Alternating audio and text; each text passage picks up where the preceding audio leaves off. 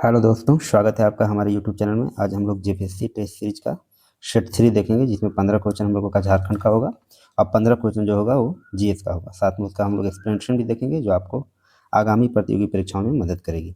आइए हम लोग शुरू करते हैं। पहला क्वेश्चन है झारखंड का कि छत्तीसगढ़ राज्य झारखंड के किस दिशा में, मतलब किस में स्थित है। आपसे ऑप्शन है आपके पश्चिम में, उत्तर में, दक्षिण में या पूर्व में। तो छत्तीसगढ़ जो है वो क्या है, छत्तीसगढ़ झारखंड के पश्चिम में स्थित है। छत्तीसगढ़ और यूपी, छत्तीसगढ़ और यूपी उत्तर प्रदेश, ये दोनों क्या है, झारखंड के पश्चिम में स्थित है। अच्छा, छत्तीसगढ़ राज्य कब बना था? तो छत्तीसगढ़ राज्य बना था, एमपी से अलग होकर बना था। और कब बना था? ये बना था 1 नवंबर 2000 में। 1 नवंबर 2000 में ये छत्तीसगढ़ राज्य बना था। और झारखंड कब बना था आप जानते हैं? 15 नवंबर 2000 को। मुगल काल में झारखंड को क्या कहा जाता था? अगर ये क्वेश्चन पूछा जाए, मुगल काल में झारखंड को क्या कहा जाता था, तो बोला जाता था कुकरा। क्या बोला जाता था? कुकरा। कुकरा वर्ड बोला जाता था झारखंड को। बाद में ईस्ट इंडिया कंपनी के द्वारा इनको झारखंड बोला जाने लगा। आइए नेक्स्ट हम लोग प्रश्न देखते हैं। निम्नलिखित में से कौन सी झारखंड राज्य की महत्वपूर्ण निर्यात फसल है? आपके ऑप्शन है स्ट्रॉबेरी, लीची, पपीता या फिर चीकू। तो इसका करेक्ट आंसर क्या होगा? इसका करेक्ट आंसर होगा पपीता। पपीता जो है वो झारखंड राज्य की महत्वपूर्ण निर्यात फसल है। अच्छा, पपीते का निर्यात किस किस देश में किया जाता है? ये किया जाता है आपका बहरीन, बहरीन, कुवैत, बहरीन में, कुवैत में, फिर कतर में किया जाता है। बहरीन, कुवैत, कतर, सऊदी अरब, संयुक्त अरब अमीरात, नीदरलैंड, ये सारे देश में पपीते का निर्यात किया जाता है, झारखंड के पपीते का। नेक्स्ट क्वेश्चन देखते हैं कि झारखंड में पुरस्कार, कौन सा पुरस्कार है जो आजीवन उपलब्धि हेतु प्रदान किया जाता है? तो आजीवन उपलब्धि हेतु प्रदान किया जाने वाला पुरस्कार कौन सा है? ऑप्शन है अल्बर्ट एक्का, अनमोल रैन, अब्दुल हमीद या फिर जयपाल सिंह। इसका करेक्ट आंसर क्या है? तो इसका करेक्ट आंसर है अल्बर्ट एक्का पुरस्कार जो है आजीवन उपलब्धि हेतु प्रदान किया जाता है झारखंड में। अल्बर्ट एक्का कौन थे? तो अल्बर्ट एक्का जो है 1971 के युद्ध में शहीद हुए थे अल्बर्ट एक्का। अल्बर्ट एक्का का जन्म कहाँ हुआ था? अगर ये प्रश्न पूछा जाए तो क्या होगा, कहाँ हुआ था जन्म? गुमला जिले में। कहाँ हुआ था? गुमला जिले में। गुमला जिले में, झारखंड में इनका जन्म हुआ था। अच्छा, अल्बर्ट एक्का को किस चक्र से सम्मानित किया गया था, कि कौन सा अवार्ड से सम्मानित किया गया था? तो इनको परमवीर चक्र से सम्मानित किया गया था। परमवीर चक्र से सम्मानित किया गया था अल्बर्ट एक्का को। ये सारी बातें भी याद रखेंगे। नेक्स्ट हम लोग प्रश्न देखते हैं। दोष्मी नृत्य, देखिए एक है दोष्मी नृत्य में किस प्रकार के संगीत का प्रयोग किया जाता है? ऑप्शन है सोहराई, लंगड़े, कर्मा या फिर बिहा। तो दोष्मी नृत्य में जो संगीत का प्रयोग किया जाता है उसका करेक्ट आंसर क्या था? लंगड़े नृत्य का, लंगड़े संगीत का प्रयोग किया जाता है दोष्मी नृत्य में। ये दोष्मी नृत्य क्या है? तो ये है आदिवासी नृत्य। क्या है? आदिवासी नृत्य है, जिसमें ये 15 से 20 महिलाओं के द्वारा, 15 से 20 महिलाओं के द्वारा सामूहिक रूप से ही किया जाता है दोष्मी नृत्य। 15 से 20 महिलाओं द्वारा सामूहिक रूप से किया जाने वाला नृत्य है कौन? दोष्मी नृत्य। नेक्स्ट प्रश्न देखते हैं। वर्ष 2000 में झारखंड राज्य के गठन के बाद से राज्य में कितने समय राष्ट्रपति शासन लागू किया गया है? कितना बार राष्ट्रपति शासन लगा है? ऑप्शन आपके हैं 4 बार, 3 बार, 4 बार, 2 बार, 3 बार या फिर 1 बार। हम लोग जानते हैं कितने बार लगा राष्ट्रपति शासन? 3 बार। अच्छा, आपसे ये पूछा जाए कि पहला बार राष्ट्रपति शासन कब लगा था? तो पहला बार जो राष्ट्रपति शासन लगा था ये लगा था 19 जनवरी 2009। 19 जनवरी 2009 से लेकर कब? 29 दिसंबर 2009 तक ये पहला बार राष्ट्रपति शासन है। अच्छा, पूछा है दूसरा बार कब लगा? तो दूसरा बार राष्ट्रपति शासन कब लगा? दूसरा बार लगा है 1 जून 2010 से लेकर कब तक लगा है? तो 10 सितंबर 2010 तक ये दूसरा बार राष्ट्रपति शासन। अगर ये पूछा तीसरा बार राष्ट्रपति शासन कब लगा था, तो तीसरा बार जो राष्ट्रपति शासन लगा था ये 19 जनवरी 2013 से लगा था। और कब तक? तो 12 जुलाई 2013 तक, 12 जुलाई 2013 तक लगा था। 3 बार राष्ट्रपति शासन, याद रखिएगा, बहुत इंपॉर्टेंट है। नेक्स्ट हम लोग देखते हैं शाहपुर किला किसके द्वारा बनाया गया था? सबसे पहले ये बताइए शाहपुर किला है कहाँ? तो शाहपुर किला आपका कहाँ है? पलामू। ये किसके द्वारा बनाया गया था? आपके ऑप्शन है गोपाल राय, हेमंत राय, फनी मुकुट राय या फिर गजगन राय। तो पलामू में जो शाहपुर किला ये गोपाल राय के द्वारा बनाया गया था। किसके द्वारा? गोपाल राय के द्वारा, गोपाल राय द्वारा बनाया गया था। कब इसका निर्माण हुआ था? इसका निर्माण जो है 17वीं से 18वीं शताब्दी, 17वीं से 18वीं शताब्दी के दौरान इसका निर्माण हुआ था शाहपुर किला का।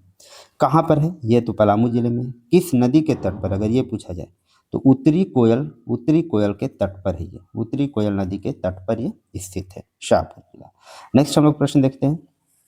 स्थापना के दृष्टिकोण से झारखंड के किस पार्क या सेंचुरी की स्थापना सबसे पहले हुई? आपके ऑप्शन है तोपचांची सेंचुरी, पलामू सेंचुरी, उधवा झील पक्षी विहार सेंचुरी, या फिर गौतम बुद्धा सेंचुरी जो कि कोडरमा में। तो कौन हुआ सबसे पहले अगर पूछे तो हुआ किसका? गौतम बुद्ध सेंचुरी जो कहाँ पर है? कोडरमा में।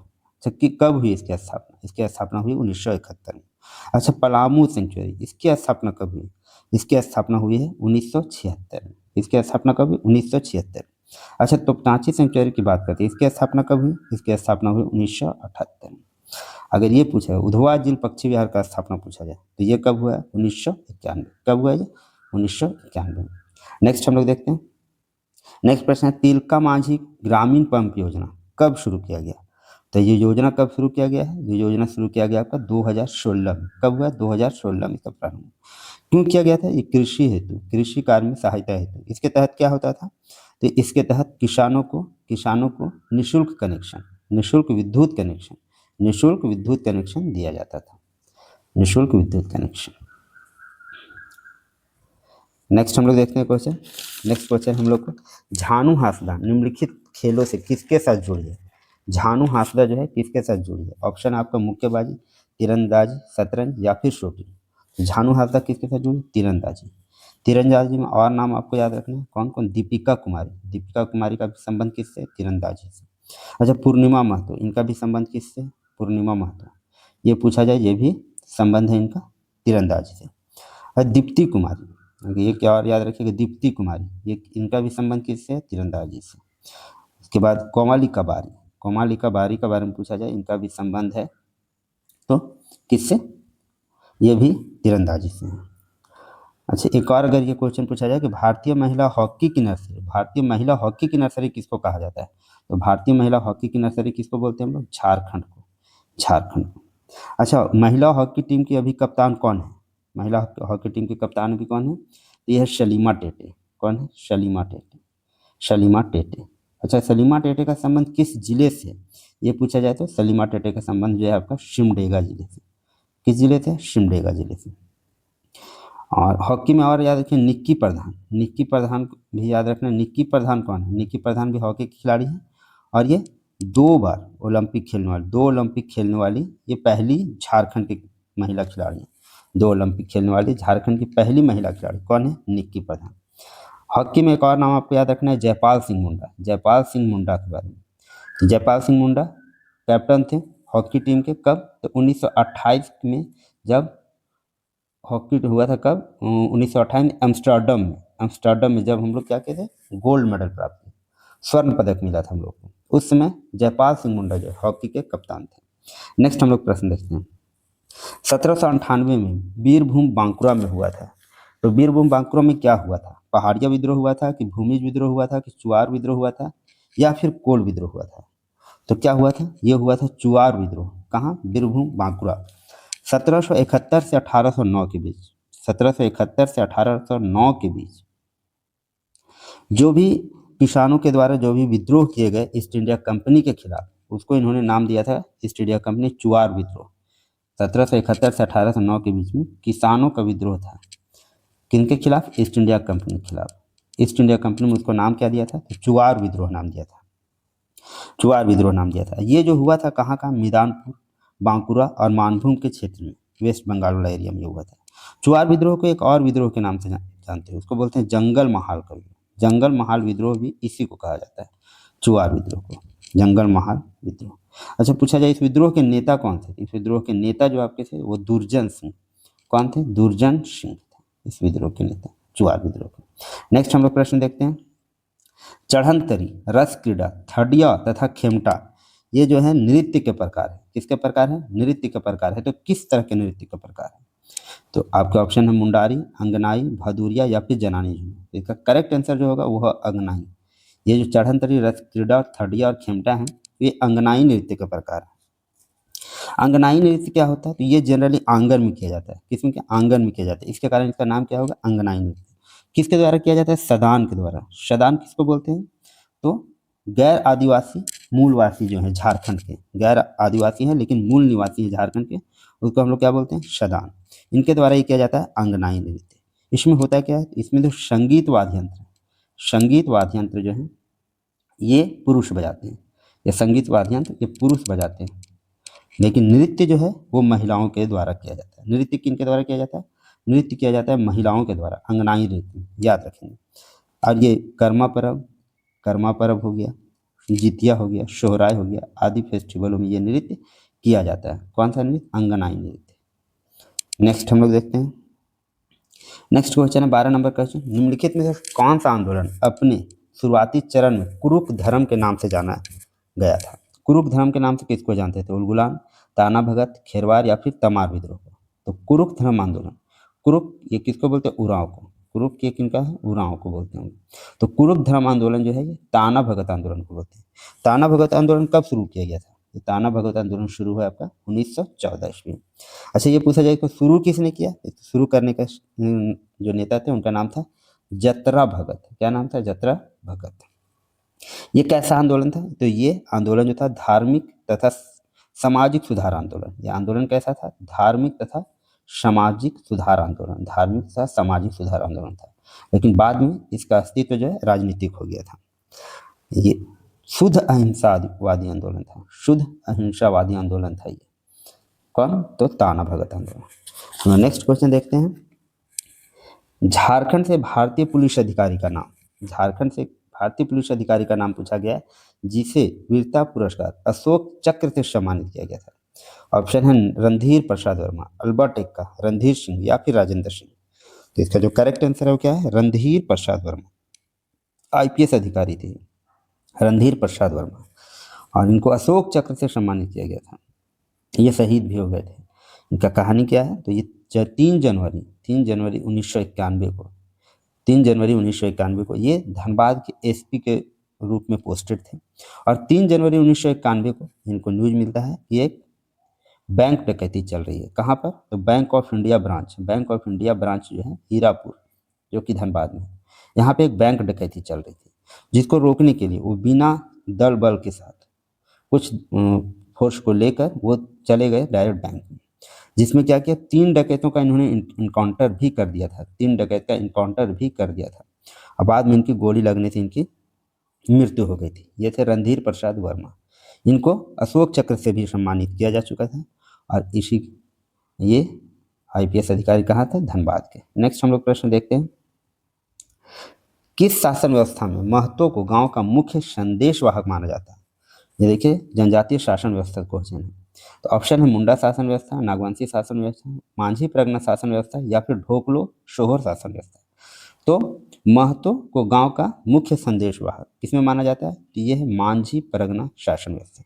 कौन सा शासन व्यवस्था, मांझी परगना शासन व्यवस्था। ये शासन व्यवस्था है किसकी, ये शासन व्यवस्था जो संथालों की, किसके, संथाल की शासन व्यवस्था है। अच्छा, संथाल जनजाति की शासन व्यवस्था में ग्राम प्रधान को क्या कहते हैं, तो ग्राम प्रधान को हम लोग क्या कहते हैं, मांझी। ग्राम प्रधान को हम लोग क्या कहते हैं, मांझी कहते हैं। और ये जो महतो है, महतो उसका एक और नाम है, इसको हम लोग क्या बोलते हैं, गुड़ैत। क्या बोलते हैं, गुड़ैत भी बोलते हैं, संदेशवाहक है, गुड़ैत भी बोलते हैं। अच्छा, मांझी का सहायक, मांझी प्रगना शासन व्यवस्था, मांझी का जो सहायक होता है, जो इसकी सहायता करता है, उसको हम लोग क्या बोलते हैं, उसको बोलते हैं परमानिक। क्या बोलते हैं, परमानिक। एक और पद होता है जोग मांझी। जोग मांझी क्या है, जोग मांझी क्या है, तो जोग मांझी को हम लोग युवाओं का अभिभावक के नाम से जानते हैं। युवाओं का अभिभावक जो जन्म विवाह और सामाजिक जन्म मृत्यु सामाजिक विवाह से संबंधित जो है मामलों को देखता है, ये जोग मांझी, इसको युवाओं का अभिभावक भी बोलते हैं। अच्छा, इसमें धार्मिक प्रधान, मांझी प्रगना शासन व्यवस्था में धार्मिक प्रधान को किस नाम से जानते हैं, तो धार्मिक प्रधान को हम लोग जानते हैं नायके के नाम से। धार्मिक प्रधान को किस नाम से जानते हैं, नायके के नाम से जानते हैं। ये कुछ इंपॉर्टेंट फैक्ट है। अच्छा, इसमें जो सर्वोच्च न्यायिक परिषद होती है संथाल जनजाति में, मांझी परगना शासन व्यवस्था में सर्वोच्च न्यायिक परिषद जो होती है उसको हम लोग क्या बोलते हैं, लोबीर सेंद्रा। सर्वोच्च न्यायिक परिषद है लोबीर सेंद्रा इसको बोलते हैं, या फिर इसको शिकार परिषद के भी नाम से जानते हैं। क्या बोलते हैं, शिकार परिषद के भी नाम से जानते हैं, शिकार परिषद। नेक्स्ट इसका क्वेश्चन है, हम लोग क्वेश्चन नंबर 15 देखते हैं, विटलाहा क्या है। एक प्रकार का विवाह है, एक जनजातीय त्यौहार है, सबसे कठोर सामाजिक दंड है, या फिर गांव का धार्मिक प्रधान है। तो ये सबसे कठोर सामाजिक दंड है बिटलाहा। इसमें होता क्या है, इसमें गांव से बहिष्कृत कर दिया जाता है, गांव से निकाल दिया जाता है। ये किस जनजाति में होता है, तो ये किस जनजाति में होता है, ये होता है संथाल जनजाति में।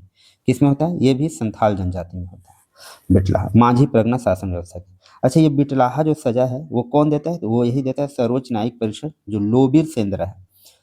लोबीर सेंद्रा जो सर्वोच्च न्यायिक परिषद है संथालों की, वही ये फैसला सुनाता है बिटलाहा का। ये क्यों दिया जाता है, तो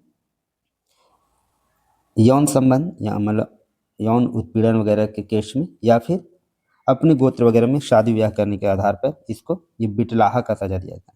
अच्छा, बिटलाहा का सजा पाने के बाद क्या वो जाति में शामिल हो जाता है, हो सकता है जाति में शामिल, लेकिन उसको एक भोज का आयोजन दिया जाता है।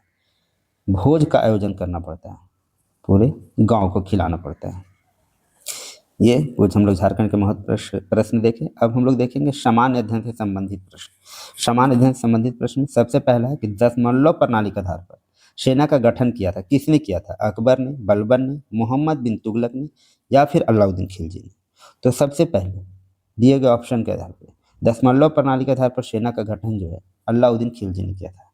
हालांकि चंगेज खान के बारे में बोला जाता है, लेकिन यहाँ पे जो है जो भारत में शासन किए हैं, ये अलाउद्दीन खिलजी ने सबसे पहले दशमलव प्रणाली पे सेना का गठन किया। अच्छा, दशमलव प्रणाली क्या होता था, तो सेना को 10 के गुणांक वाले टुकड़ों में बांटा जाता था। 10 के गुणांक वाले टुकड़ों में बांट दिया जाता था, इसी को हम लोग दशमलव प्रणाली बोलते थे। जैसे 10 सैनिक बराबर होता था, 10 सैनिक अगर है उसको बोला जाता था एक सरखेल। क्या बोला जाता था, एक सरखेल। 10 सैनिक जो होते एक सरखेल के बराबर होते थे। और 10 सरखेल बोले, 10 सरखेल ये मिला के हो जाते थे 10 सरखेल को एक सीप हसलार बोलते थे, एक सीप हसलार, सीप हसलार। और 10 सीप हसलार मिला के एक अमीर, 10 सीप हसलार मिला के जो बनते थे ये बनते थे एक अमीर, एक अमीर बोला जाता था, अमीर। और 10 अमीर को मिला के एक मालिक, 10 अमीर को मिला के क्या बनते थे, एक मालिक, एक मालिक। 10 के आधार पे सेना को गठन किया जाता है। इससे फायदा क्या होता था, इससे फायदा ये होता था कि अगर राजा को 10 सैनिकों का जरूरत है तो वो आप आदेश किसको देता था, सरखेल को आदेश दे देता था कि सैनिक लेकर पहुंच जाओ। तो ये कितना सैनिक लेकर पहुंचेगा, 10 सैनिक को।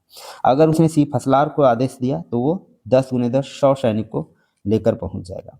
अगर एक अमीर को आदेश दिया तो 1000 सैनिक जो है वो चले जाएंगे। और एक मालिक को अगर आदेश दिया तो 10,000 सैनिक जो है उसके अंदर आते थे, 10,000 सैनिक डिपुट कर दिए जाते थे। इससे संबंधित एक और प्रश्न पूछे जाते हैं कि घोड़े को दागने और सैनिकों को हुलिया लिखने का प्रथा ये प्रारंभ कराया था अलाउद्दीन खिलजी ने। घोड़े को दागने का और सैनिकों का हुलिया लिखता था ताकि उनका पहचान किया जा सके, ये अलाउद्दीन खिलजी ने किया।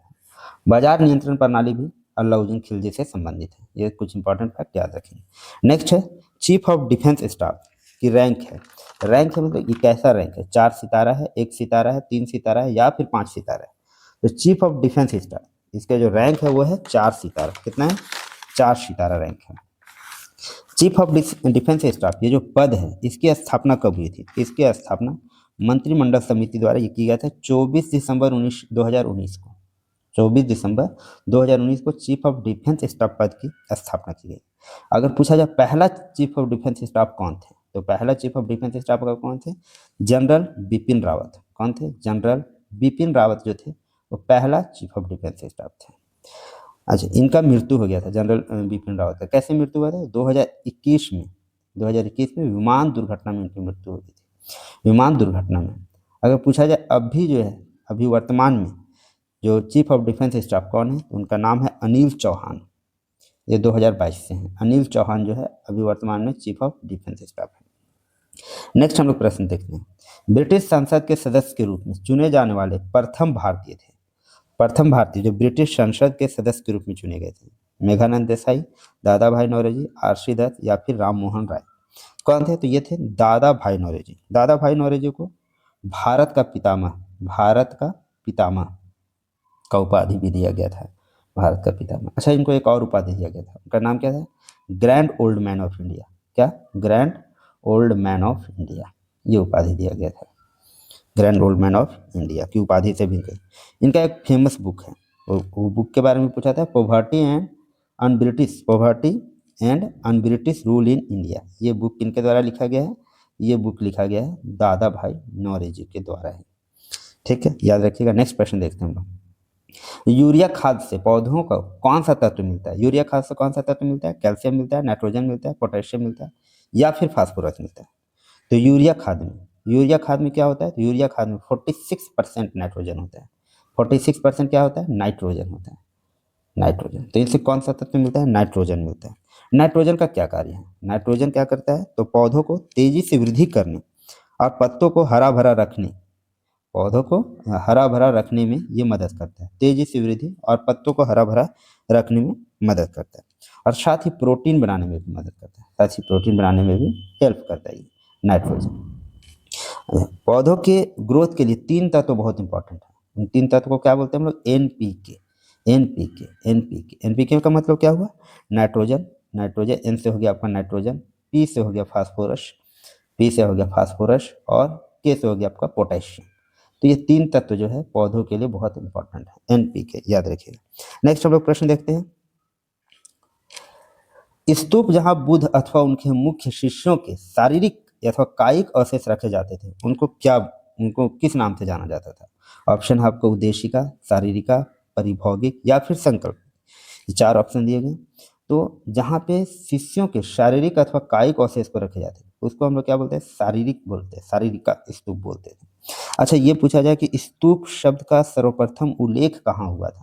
तो स्तूप शब्द का सर्वप्रथम उल्लेख जो है वो ऋग्वेद में हुआ था। कहाँ हुआ था? ऋग्वेद में। उसमें स्तूप का मतलब क्या था? तो उस स्तूप का मतलब था अग्नि से उठती हुई ज्वाला जो है उसको स्तूप बोला गया था। अग्नि से उठती हुई ज्वाला को हम लोग क्या बोले थे? स्तूप बोले थे। अब जो है ये बाद में है, जो स्तूप जो है बौद्ध धर्म के से संबंधित हो गया। बौद्ध धर्म में स्तूप को 4 भागों में बांटा गया। 4 भाग कौन कौन थे? तो 4 भाग यही थे। एक हो गया आपका शारीरिका हम लोग देख लिए। दूसरा है परिभौगिक। तीसरा था संकल्पित और उद्देशिका। ये 4 मुख्य पार्ट थे, शारीरिक, परिभौगिक, उद्देशिका, संकल्पित। ये 4 स्तूप के पार्ट। शारीरिक में तो हम लोग देख लिए। शारीरिक में क्या होता था? तो बुद्ध एवं प्रमुख शिष्यों के अस्थियां और उनके शरीर के अवशेष जैसे हो गए दांत, नाखून, बाल इत्यादि को रखा जाता था, ये शारीरिक में। अब परिभौगिक की बात करते हैं। परिभौगिक में क्या होता था? तो परिभौगिक में इसमें बुद्ध द्वारा उपयोग में लाई गई वस्तु, जैसे कि भिक्षा पात्र हो गया,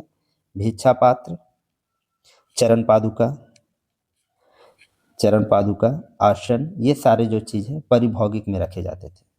और नेक्स्ट हो गया उद्देशिका में क्या होता था? उद्देशिका में महात्मा बुद्ध की जीवन की घटनाओं से संबंधित है ये उद्देशिका।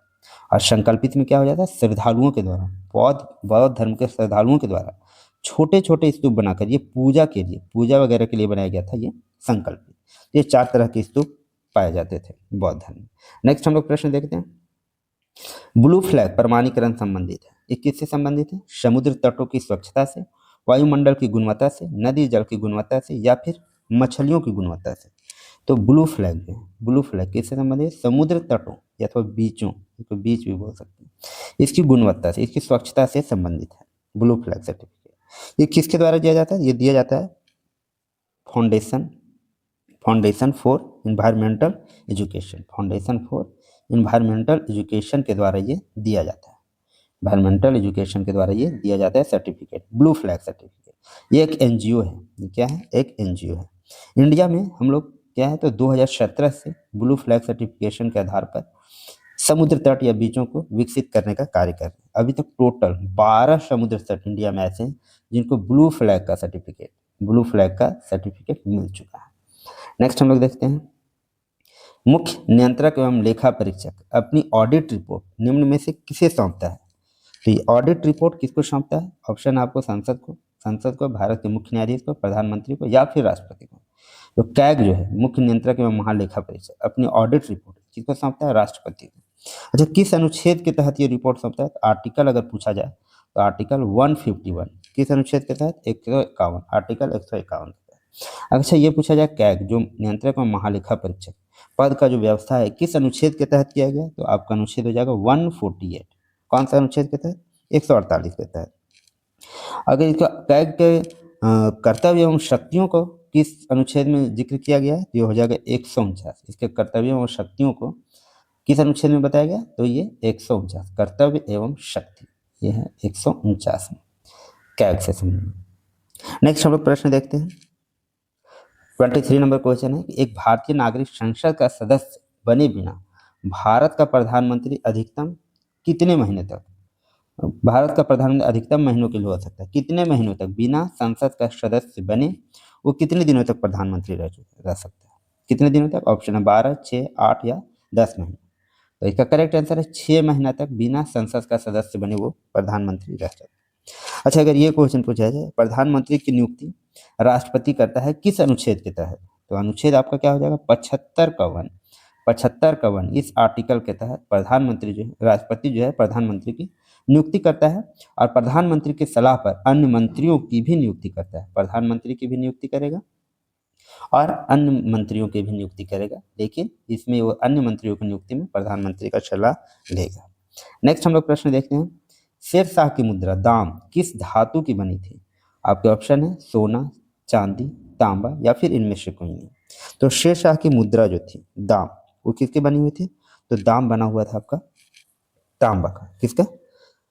तांबा का। तांबा का बना हुआ था, उसको हम लोग बोलते थे दाम, तांबा का बना हुआ था। अच्छा, चांदी का जो बनता था, चांदी का जो मुद्रा बनता था उसका नाम क्या रखा गया था? उसका नाम रखा गया था रुपया, उसका नाम रखा गया था रुपया। अगर सोने के बारे में पूछे, सोने का जो मुद्रा था उसका नाम क्या रखा गया था? उसका नाम रखा गया था मोहर। क्या रखा गया था? मोहर रखा गया था। अच्छा, शेरशाह सूरी का अगर शासनकाल पूछे कब से कब तक था, कब से कब तक था? 1540 से 45 तक। कब तक था? 1540 से 45। अच्छा, शेरशाह का मकबरा कहाँ पर है? तो मकबरा है आपका सासाराम, सासाराम बिहार में। नेक्स्ट हम लोग क्वेश्चन देखते हैं। थैलेसीमिया एक वंशानुगत बीमारी है जो कि निम्नलिखित को प्रभावित करती है। थैलेसीमिया किसको प्रभावित करती है? फेफड़े को, खून को, दिल को या उपयुक्त में कोई नहीं। तो थैलेसीमिया जो है ये किसको प्रभावित करती है? ये प्रभावित करती है खून को। इसमें होता क्या है? तो पर्याप्त मात्रा में हीमोग्लोबिन नहीं बन पाता है, हीमोग्लोबिन पर्याप्त मात्रा में नहीं बन पाता, जिसके कारण ये बीमारी होती है, एनीमिया वगैरह ये होने लगता है, एनीमिया वगैरह होने लगता है। अच्छा, हीमोग्लोबिन का क्या कार्य है? तो हीमोग्लोबिन का कार्य क्या है? तो हीमोग्लोबिन आरबीसी में घुला रहता है और इसका कार्य है कि पूरे शरीर में ऑक्सीजन का सप्लाई करना, पूरे शरीर में ऑक्सीजन का सप्लाई का कार्य करता है यही कौन? तो हीमोग्लोबिन। नेक्स्ट हम लोग प्रश्न देखते हैं। गांधी जी ने दांडी समुद्र तट पर नमक कानून का उल्लंघन किया था, तो कब किया था? ऑप्शन है आपका 6 मार्च 1930, 6 अप्रैल 1930, 12 मार्च 1930 या फिर 12 अप्रैल 1930। ये नमक कानून का उल्लंघन कब किया था? नमक कानून का उल्लंघन किया था 6 अप्रैल 1930। कब हुआ था? 6 अप्रैल 1930। अच्छा, ये दांडी यात्रा जो प्रारंभ हुआ था, दांडी यात्रा कब प्रारंभ हुआ था? तो दांडी यात्रा आपका शुरू कब हुआ था? तो 12 मार्च 1930 को। चला कब तक है? तो 6 अप्रैल 1930 तक। कितने दिन का? 24 दिन, 24 दिन, 6 अप्रैल 1930 तक चला। अच्छा, कितने समर्थक गांधी जी के साथ गए थे? तो गांधी जी के साथ जो स्टार्टिंग किए थे वो 78 समर्थक थे, बाद में हजारों लोग इनसे जुड़ते चले गए। अच्छा, ये दांडी यात्रा स्टार्ट कहाँ से हुआ था? तो साबरमती आश्रम से। कहाँ? साबरमती आश्रम, अहमदाबाद से। और गए थे कहाँ? तो ये गए थे गुजरात का एक गाँव जो समुद्र तट से लगा हुआ था, दांडी गाँव। कितना किलोमीटर का ये यात्रा था? किलोमीटर 385 किलोमीटर का लगभग ये यात्रा था, 385 किलोमीटर। अच्छा, दांडी यात्रा के साथ ही आपका क्या? तो सविनय अवज्ञा आंदोलन प्रारंभ हो गया था। कौन सा आंदोलन? सविनय अवज्ञा आंदोलन, सविनय अवज्ञा आंदोलन। अच्छा, सविनय अवज्ञा आंदोलन समाप्त कब हो गया था? तो गांधी इरविन समझौता के बाद। कब समाप्त हुआ? गांधी इरविन समझौता के बाद ये समाप्त हो गया था, सविनय अवज्ञा आंदोलन। तो ये सारे फैक्ट याद रखें। नेक्स्ट हम लोग प्रश्न देखते हैं। किस महाद्वीप में देशों की संख्या सर्वाधिक है? आपके ऑप्शन है दक्षिण अमेरिका, एशिया, अफ्रीका या फिर यूरोप। तो देशों की संख्या सर्वाधिक किसमें है? देशों की संख्या सर्वाधिक आपका अफ्रीका में। एशिया क्या है? तो एशिया जनसंख्या और क्षेत्रफल दोनों के आधार पर सबसे बड़ा महाद्वीप है। जनसंख्या और क्षेत्रफल दोनों के आधार पर सबसे बड़ा महाद्वीप है कौन? एशिया। इसमें देश कितने हैं? इसमें कंट्री है 48 कंट्री। एशिया में 48 कंट्री। लेकिन अफ्रीका में कितने देश हैं? तो अफ्रीका में आपके जो देश हैं वो हैं 54 कंट्री। तो देशों के आधार पर सबसे बड़ा महाद्वीप कौन हो गया? अफ्रीका हो गया। नेक्स्ट हम लोग प्रश्न देखते हैं, अनुसूचित जाति अनुसूचित जनजाति को संयुक्त राष्ट्रीय आयोग के किस संशोधन के अंतर्गत दो अलग निकायों में बांट दिया गया? कौन सा संशोधन के अंतर्गत बांटा गया है? ऑप्शन है 93, 44, 89वां या फिर 42वें संविधान संशोधन। तो इसको बांटा गया है कौन से संविधान? 89वां संविधान संशोधन। कब हुआ था ये हुआ था 2003 में, 2003 में, जिसमें अनुसूचित जाति और अनुसूचित जनजाति को दो अलग अलग निकायों में बांट दिया गया था। अच्छा, 44वें संविधान संशोधन में क्या हुआ था? 44वां संविधान संशोधन में क्या हुआ था? संपत्ति का अधिकार, जो पहले क्या था? मौलिक अधिकार था। संपत्ति का अधिकार जो पहले मौलिक अधिकार था, उसको क्या कर दिया गया? तो कानूनी अधिकार बना दिया गया, कानूनी अधिकार। और इसको 300 अनुच्छेद 300 का 1 में इसको डाला गया। किसको? संपत्ति का अधिकार को। अच्छा, 42वें संविधान संशोधन में क्या हुआ? इससे संबंधित क्वेश्चन बार बार पूछे जाते हैं। तो इसमें प्रस्तावना में 3 शब्द जोड़े गए थे। कौन कौन शब्द? ये प्रस्तावना में 3 शब्द जोड़े गए थे, समाजवादी, समाजवादी, पंथ निरपेक्ष और अखंडता। समाजवादी, पंथ निरपेक्ष और अखंडता, ये 3 शब्द प्रस्तावना में जोड़े गए थे। अखंडता। और ये 93 संविधान संशोधन, ये क्या था? 93 संविधान संशोधन सामाजिक न्याय और शिक्षा के क्षेत्र से संबंधित था। ये फैक्ट, इंपॉर्टेंट फैक्ट आपको याद रखिएगा एग्जाम की दृष्टि से। नेक्स्ट है, 1 दिसंबर को कौन सा दिवस मनाया जाता है? ऑप्शन है विश्व एड्स दिवस, विश्व पर्यावरण दिवस, विश्व जनसंख्या दिवस या फिर विश्व स्वास्थ्य दिवस। तो इसका करेक्ट ऑप्शन है विश्व एड्स दिवस। 1 दिसंबर कौन सा दिवस मनाया जाता है? विश्व एड्स दिवस। अच्छा, विश्व पर्यावरण दिवस कब मनाया जाता है? विश्व पर्यावरण दिवस मनाया जाता है 5 जून। कब मनाया जाता है? 5 जून। अगर विश्व जनसंख्या दिवस पूछे, विश्व जनसंख्या दिवस कब मनाया जाता है? ये मनाया जाता है 11 जुलाई, 11 जुलाई। अगर विश्व स्वास्थ्य दिवस के बारे में पूछे तो 7 अप्रैल। ये कब मनाया जाता है? 7 अप्रैल को। अच्छा, विश्व खाद्य दिवस, एक बहुत इंपॉर्टेंट है, ये बार बार पूछा जाता है, विश्व खाद्य दिवस ये कब मनाया जाता है? तो ये मनाया जाता है आपका 16 अक्टूबर। कब मनाया जाता है? 16 अक्टूबर को विश्व खाद्य दिवस हम लोग मनाते हैं। अच्छा, एक और क्वेश्चन, विश्व मानवाधिकार दिवस अगर पूछे, विश्व मानवाधिकार दिवस कब मनाते हैं? तो विश्व मानवाधिकार दिवस हम लोग मनाते हैं 10 दिसंबर। कब मनाते हैं? 10 दिसंबर को विश्व मानवाधिकार दिवस। नेक्स्ट हम लोग प्रश्न देखते हैं, गैल्वेनाइजेशन की प्रक्रिया में लोहे की कोटिंग के लिए उपयोगी है। गैल्वेनाइजेशन क्या होता है? तो ये लोहे में जंग लगने से बचाता है। तो इसका कोटिंग किस चीज से किया जाता है? जस्ता से, तांबा से, टीन से या फिर ऑप्शन है इनमें से भी। तो गैल्वेनाइजेशन में किससे कोटिंग किया जाता है लोहे को? जस्ता से। ये क्या करता है? तो जंग लगने से बचाता है लोहे को। तो ये थे आज के टॉप 30 क्वेश्चन, जिसमें 15 हम लोगों ने झारखंड का क्वेश्चन देखा, 15 जीएस के क्वेश्चन, साथ में उसका एक्सप्लेनेशन देखा। अगर आपको वीडियो अच्छी लग रही है तो चैनल को लाइक करें, शेयर करें, सब्सक्राइब करें और दोस्तों तक जरूर शेयर करें। धन्यवाद।